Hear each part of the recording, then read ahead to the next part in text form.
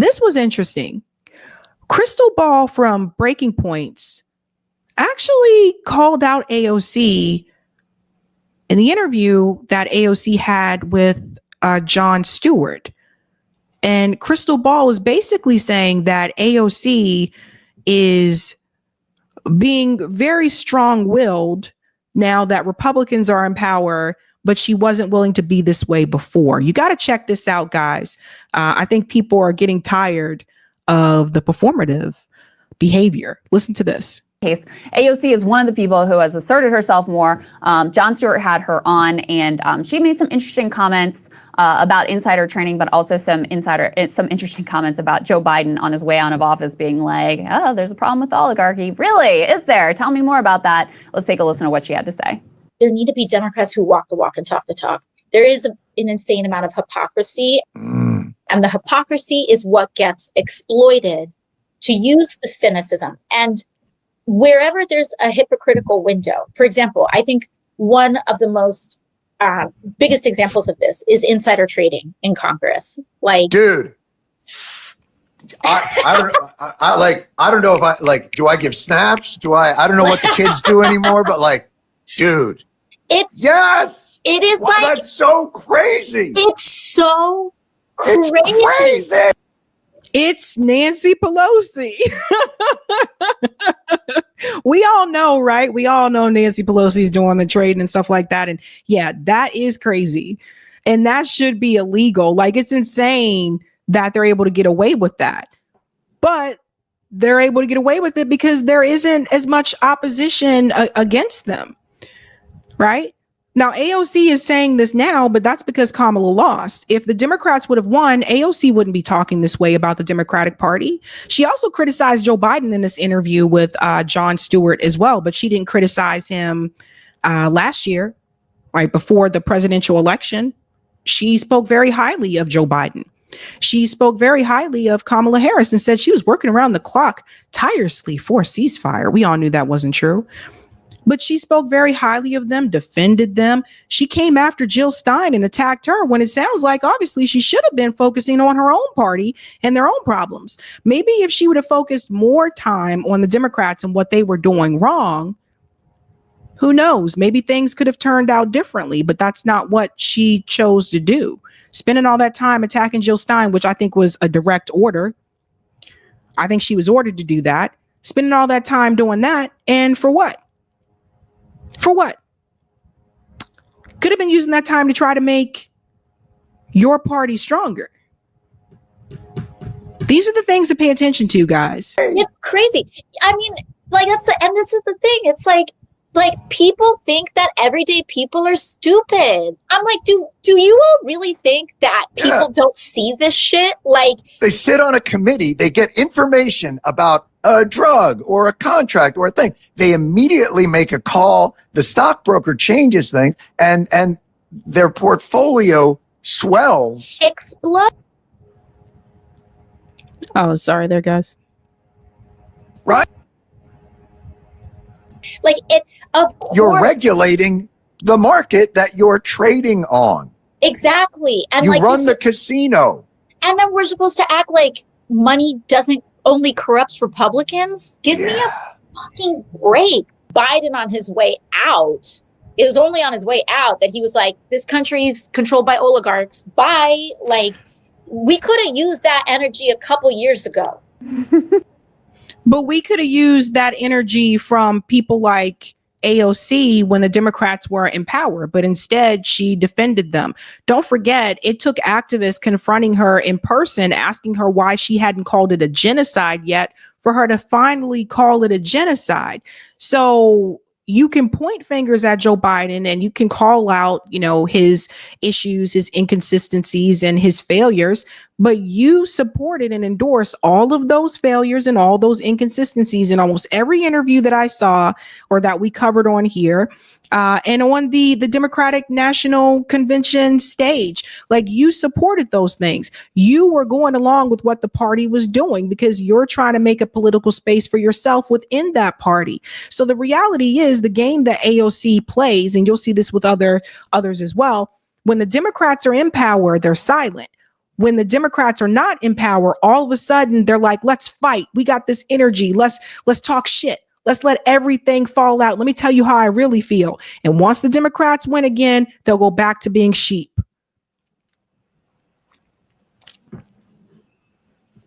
Listen to what Krystal says, and then I'm going to tell you, I want to take you back to what happened in 2018, just to remind you.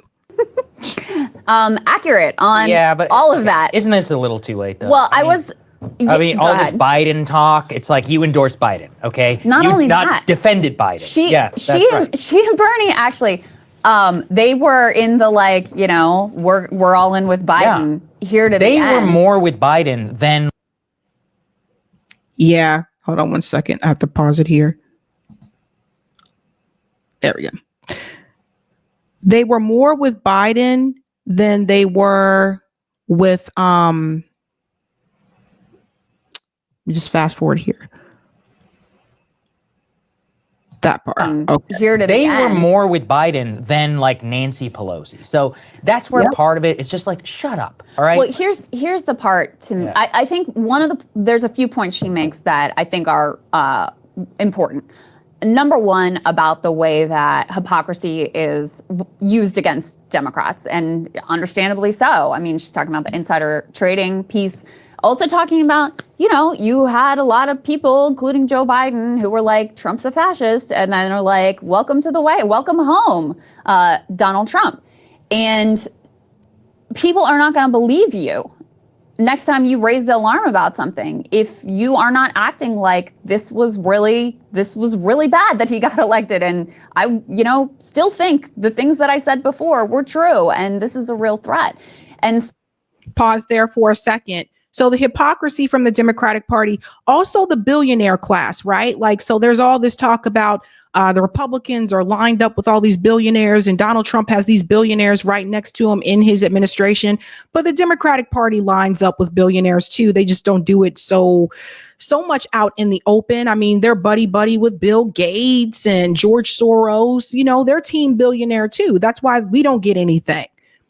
Because they're doing what works for the billionaire class and what works for Wall Street, right? So they're aligned with that too.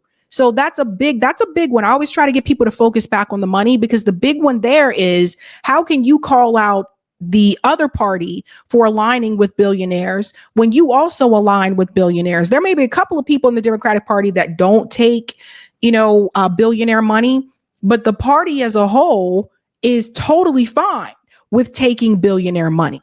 So both parties do it. Now, to that point, AOC could have called this out during Biden-Harris administration, but she didn't. She defended them at every cause. Even when they were blatantly in the wrong, she continued to toe the party line. So what it shows people is that she's not consistent on the issues, and that the issues seem to matter the most to her when the opposition is in power. So when Republicans are in power, that's when it matters more to AOC to talk about these issues. And I want to bring you back 2018. A lot of times people forget that when Justice Democrats started, remember when AOC said, we're going to go in there and we're going to, fight back, protesting inside Nancy Pelosi's office. When Rashida Tlaib said, we're going to impeach him. Remember that? This was all during Trump's presidency. See, sometimes people forget the squad, when they got elected, the first four, AOC, Rashida Tlaib, Ilhan Omar, and Ayanna Pressley, they came out swinging when they first got into office, but that's because Donald Trump was in the White House. So it's easier to appear to look like a fighter, and I'm going to tear it all down, when you're fighting back against the opposition party.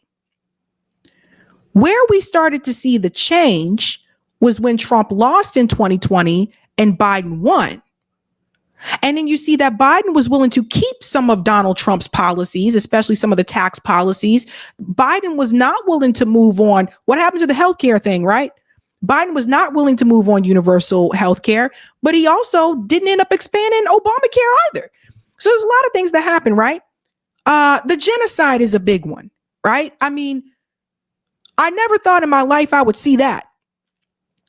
So when Democrats were doing such heinous crimes, they never had that same, with the exception of Rashida with the genocide, they never seemed to have that same type of fight because it was their party that was doing it.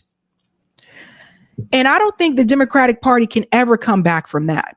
I really don't think. It's kind of hard to come back from what happened in Gaza. Number one, too many people know about it. There's that. And this is the game that is played. So now that Trump is in the White House again, now they're going to fight. Don't forget something that Kyle Kulinski said. He said him and Cenk Uygur started Justice Democrats because they thought that the Democratic Party was so embarrassing to lose to someone like a Donald Trump. So they started Justice Democrats as a response to Donald Trump. And Justice Democrats were supposed to go into the Democratic Party and it was going to be a hostile takeover during Trump's presidency. I think some people didn't imagine that Joe Biden would be this bad. I did. And so since Joe Biden was so bad, now those same people are supposed to have that same response towards the Biden-Harris administration, and they did not. And I think that really showed things to a lot of people. So, you know, to see Democrats the way that they by and large responded, which is to be like, yeah, we'll see, and maybe we'll work with them and whatever. It's like, this is a wildly different energy than you were bringing up until 5 seconds ago. So even though your point about her and Biden is a correct one, and it's like, okay, well, where was that energy critiquing him previously? She is right in what she's saying here about, you know, the Democratic response this time around to Trump. Yeah, absolutely. And that's why when you're thinking about how this is all shaping up, I think it all comes to credibility. And say whatever you want about Trump, and he's switched his tune on many. But his like core thing about immigration and trade, shit's been saying since 1976. You know, he's got a consistency of message, and even when he's inconsistent, it's within his like Trumpian MAGA like framework. As you always point out, what are the things people like about Bernie Sanders? Basically been saying the same stuff since he's been running for office and was it Burlington mayor. The problem I have here with the AOCs and all of that is you both try to be consistent on the issue. And let's be clear, she actually has been. She co-sponsored that legislation with Matt Gaetz on stock trading. So I'm not calling her out on whatever on this specifically, but she's a capital D Democrat, and that works for her sometimes. But it didn't, you know, when you have that inability to call out your own side when it's happening in the midst of the big existential question of the time, do we support Biden or do we ditch Biden? I don't know if a lot of people can have a lot of trust with you on this issue. No, they can't. And that's something I wanted to point to, is that's when the real challenge comes in, right? Because when I saw that interview of AOC with Jon Stewart, I was like, oh, hell's no. Because you should have said that before, but she's playing a game. Her game is to advance herself within the Democratic Party, maybe become like a future Nancy Pelosi, then eventually run for president. Who knows? But that's her goal. And if she pushes too hard, like let's say Cori Bush may have, she'll be gone just like Cori Bush or Jamal Bowman, etc. So she knows that. So she's going to try to, you know, toe that line. But if we want to talk about hypocrisy, AOC, I think it's important to mention that you sat up there and you conflated in a webinar anti-Semitism with anti-Zionism. So you want to talk about hypocrisy, but you got your own hypocrisy that you need to come to some type of Jesus moment with. Same way with the way that she's voting for the dangerous definition of anti-Semitism when Rashida Tlaib and Ilhan Omar did not. So you can't just point your fingers at Joe Biden or Nancy Pelosi's insider trading, because your hypocrisy is there too. But that's where it comes from. The real challenge is to see, can they push back against these issues when it happens in their own party? And I think what we saw over the Biden-Harris administration is that for the most part, no, they don't. They can't, they won't, and they don't. So what are they there for? You don't hear much from Justice Democrats these days either. So trust is everything in politics. I mean, why did Kamala at the end of the day lose? You know, her whole border hawk shtick, people were like, I don't believe you because of all this crap that you said in 2019. I think that you either still are open borders or maybe worse, you don't believe anything. And that's not the real problem. That's not a version that vibes with Trump, who has been 100% consistent, at least on illegal immigration. And that's mostly the valence of where people decided to fall with. So with AOC, with a lot of these progressive Democrats, it's like, I think Biden was like poison for them because they both had to defend him. But even in the times when they knew that he was being bad, they had to stay silent. They lost a lot of trust. And so it's like, it's easy to say when you're out of power. And by the way, of course, this applies to Republicans too, right? This is the eternal problem of the insider-outsider dynamic. Yeah. But yeah, I don't know. I see, you know, we're about to play Charlemagne. He's like, people should be more like AOC. I'm like, should they? Really? Like, I don't think that she's been a very successful politician over the last 10. I would say she's actually one of the most failed politicians of the last 10 years. I mean, she's voted as one of the most ineffective members of Congress. I'm not making that up. Like, if you look at the data, she's voted as one of the most ineffective members of Congress. Here's what went wrong for her. She came in as a true outsider. Yeah. Takes out Joe Crowley, who was, you know, in leadership and close to Pelosi and all these people, and just sort of took a seat for granted. And she comes in and she knocks him out, and it's an earthquake, right? She decides before she's sworn in, she's going to protest outside of Nancy Pelosi's office and make this statement. And there were two different pathways, right? One was to maintain that outsider status and really be that bomb thrower and leverage the social media following that she had and continues to have, by the way, and use that grassroots power against the established Democratic Party power. She, step by step, chose the other path, which was to try to play the inside game. And we just really saw an example of how that was a completely failed tactic. I mean, she wanted to be ranking member on oversight. And she pledged, reportedly, as part of that, like, if you let me do this, I am not going to primary any Democratic incumbents, which is an extraordinary concession, okay? Extraordinary concession to basically say, like, I'm going to lay down my arms against any critique I have against any of y'all in the Democratic caucus.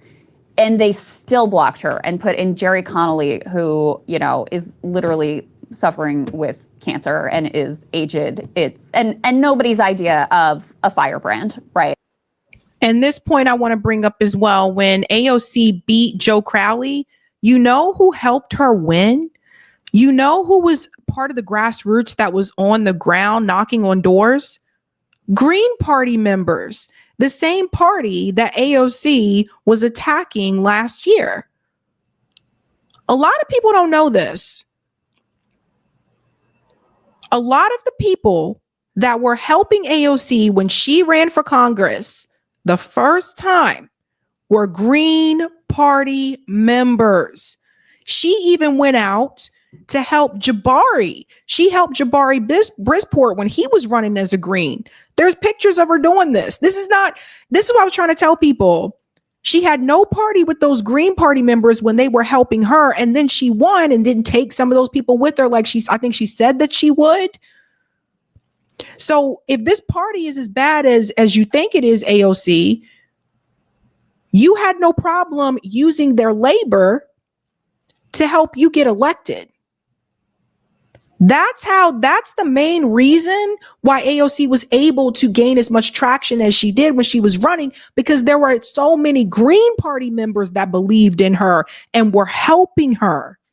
And this is how she repaid them. A lot of people don't know about that. Ask Nico House. Nico's very familiar. Ask Roger Meadows, who may be in the chat. Roger Meadows, a lot of people don't know this. She was working with the Greens And that is the way that she repays them, by coming after Jill Stein, saying that the Green Party is predatory and all this. You weren't worried about them being predatory when they were helping you get elected. And then once she was in there, she didn't need them anymore to help her get elected, because Trump was president and she was very much like a firebrand at that point, being very vocal against Donald Trump.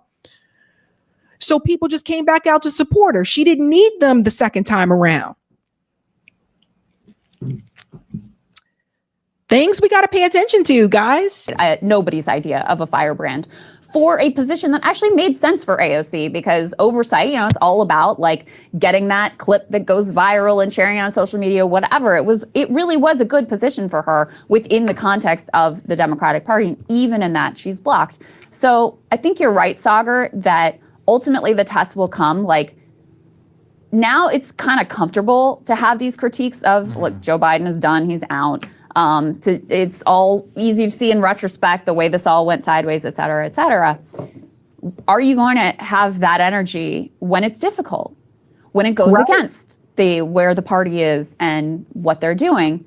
Because, that's when it really counts. Like, we could have used that voice back when the Democrats were like, we're just not going to have a primary. Forget about the like Biden-Kamala thing, because I think you could justify that when it turns out that Kamala actually on economics was going to be worse than Biden, like with regard to antitrust, SEC, crypto, possibly labor was not going to be as good as Biden. You could justify it from an ideological perspective, even though Biden obviously is too old, blah, blah, blah. But the real moment was back when Democrats said, we're going to cancel the primary. We're not going to have any debates. We're not going to have any choice. And that there was none of that energy from anyone at that point. So I think that is the question. If she wants to, and I think she does, if she wants to be a actual leader of a reformed, different Democratic Party, she's going to have to say things like this when it is difficult, when it is uncomfortable, when it requires her to bump up against her friends and colleagues in this institution. We teased the Charlemagne clip, so let me go ahead and okay, and we can stop it up there. But the point is that she's not going to do that because she doesn't want to lose her seat. Because look at where that got Cori Bush. Cori Bush was the only one till the end still standing up for defund the police. And they said, boo, you got to go. It wasn't just because of Gaza, by the way. She spoke out against Gaza and was one of the first squad members, I think, along with Rashida Tlaib, to speak out against it. But it wasn't just that issue. They had already had it with Cori because she was still trying to speak up against, defund the police, et cetera, speaking about the needs of people in her community, which we all know coming from like the Ferguson, like in St. Louis area.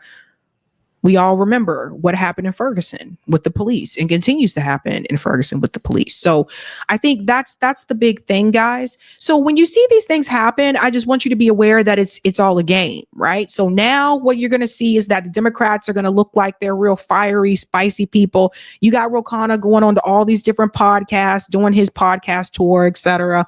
Everybody's going to seem like they're ready to fight now because Trump is in the White House. But just remember, what did they say last year, right?